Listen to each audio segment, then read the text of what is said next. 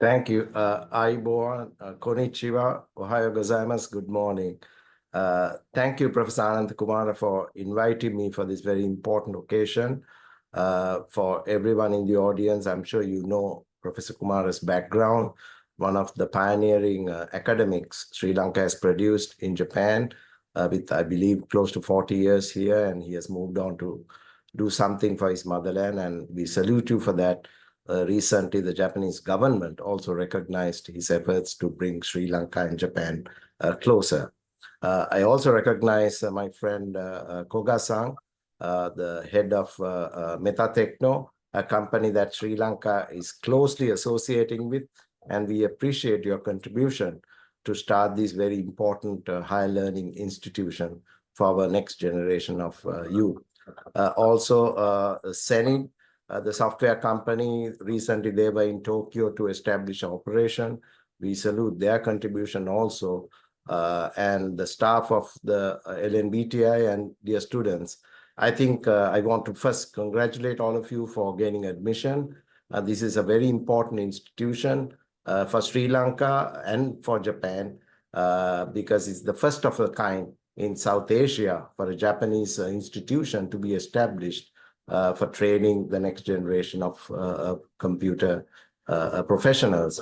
I believe it was in January when the very important finance minister of Japan, Honorable Suzuki, when he visited Colombo for a very brief period, he took time off his schedule to visit the LNBTI, because the Japanese government also believes in this very important institution to give something back to the Japanese system, as Mr. Koga mentioned about the employment situation they have in Japan.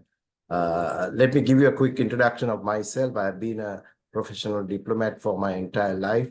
I started off in Japan. Actually, in my young days, I came to Japan for 1 year to study computer programming. So this is one field I'm very much personally touched by.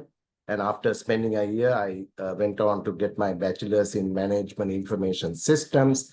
And then from there, I went into my master's and research on international relations.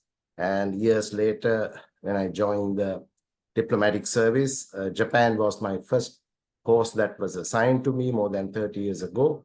So I have spent quite a few years in Japan now. And of course, after Japan, I moved on to many different countries, Italy, Norway, Belgium, and lastly, I was the ambassador in the United States before returning to Japan as the ambassador about a year and a half ago. So I'm somewhat familiar with Japan, and I want to also mention that the IT sector that all of you are aspiring to get into is probably the most important growth sector for Sri Lanka going into the future. When I was ambassador in Norway, we started a project to connect Sri Lankan companies with Norwegian and other European companies to have their back offices and other services from Europe to Sri Lanka. And that has really grown. And now I'm very happy to see companies like Metatechno, Hsenid doing the same thing and doing it even better, and investing in an academic institution to fill the void of professionals, because Japan also has a big void of IT professionals. So that's where all of you would come in. So this is very, very important sector for Sri Lanka's growth, as well as for Japan's ambitions to further expand its scope in the international arena.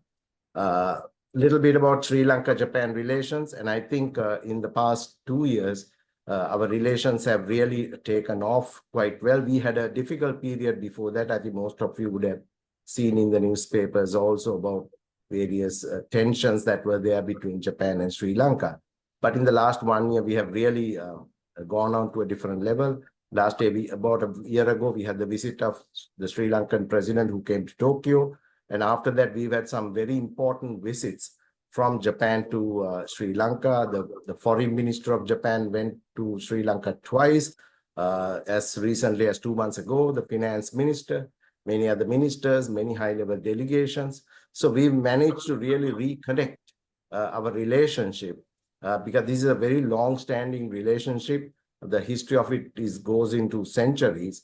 But more recently, about 160, 70 years ago, this connection was reinvigorated based on our Buddhist links. And that led to the famous speech by former President J.R. Jayawardena, who is appreciated even today. Almost every meeting I have in Tokyo or outside of Tokyo with governors, members of parliament, ministers, they still refer to the speech by President Jayawardena in 1951 in San Francisco. It's something I think before you come to Japan, it's worth reading it, trying to understand the context in which it was made, because Sri Lanka was also a country that was caught up in the Second World War. Yet Sri Lanka was one of the very few countries to really, give everything back to Japan in terms of not asking for reparations, asking for the support of the international community for Japan. So this is something that is still treasured by the Japanese people. So it's something you really hear a lot about. So we are really proud of that aspect of Sri Lanka-Japan relations. There are lots of opportunities in Japan. When I was in the United States, a lot of people think that United States is the land of opportunities. But when I moved back to Japan, I can see that, the symbol of Japan is the Mount Fuji. And I would like to call it a land of, like a mountain of opportunities in Japan for business, for working. There's so many avenues. So IT is probably one of the best sectors. So I'm really happy that LNBTI has invested very wisely to have this training ground for the youth to enter into a new arena. In terms of what is required in Japan, I think language is very, very important. Try to learn up as much as you can. You can do self-study today. There are a lot of tools on the internet. Try to pick up a lot of Japanese, and that will really help you in your communication skills, because Japan is a country where these communications are very important, because it's tied to their social fabric, from saying good morning to, at every opportunity. I know in Sri Lanka, we take it for granted. Many people stay silent when somebody says good morning or good day. But in Japan, people really respect that. And it's that basic communication ability of the migrant community that will make them feel welcome in the society. Then also the discipline in Japan, that is very, very crucial. And I think we have right now a rapidly growing Sri Lankan population in Japan. There are a lot of positive stories, but there are also some difficulties our people face. And that comes, I would say, almost 100% from the lack of respect for discipline, the work and social ethics in Japan. In Japan, everybody is very much, careful not to disturb somebody else. If you are in a train, you don't even use your telephone. It is that respected. Sometimes when I call Sri Lankan people, they don't answer. And then 20 minutes later, they call back and say, sorry, Ambassador, I was riding a train, so I didn't answer the phone. So it is that kind of respect for your immediate, vicinity that is very, very strong. You go to a shop, you stand in line, nobody runs away from that line. Everybody stays disciplined and focused. So these are the little things that people often forget when they think of Japan. They think, okay, you can come and work and make some money, but there's a lot that goes into joining that line. So in terms of respecting the social ethics, most of it is not written down in paper. There's no law, there's no rule, but it's the obligation of every member of society who has to respect how you do things in Japan. So other than that, I think I wish all of you all the very best. I hope I get a chance to come and visit the LNBTI in the near future. And I commend all of you for your hard work to join this institution. Make sure you study, follow the coursework. And as I said, try to pick up a little bit more Japanese and about Japan. And as Mr. Koga said about the history, there are a lot of things that we can learn.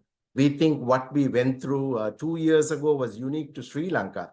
If you read about what Japan went through in the 1940s to early 50s in terms of inflation, social unrest, and everything, it's far worse. So there's a lot that we can learn from Japan, what Japan went through, and how Japan really re-emerged to be one of the most dominant economic powers in the world. So I thank Professor Kumar once again for having me today, and I look forward to seeing all of you at a later date, and I wish all of you all the success. Thank you very much.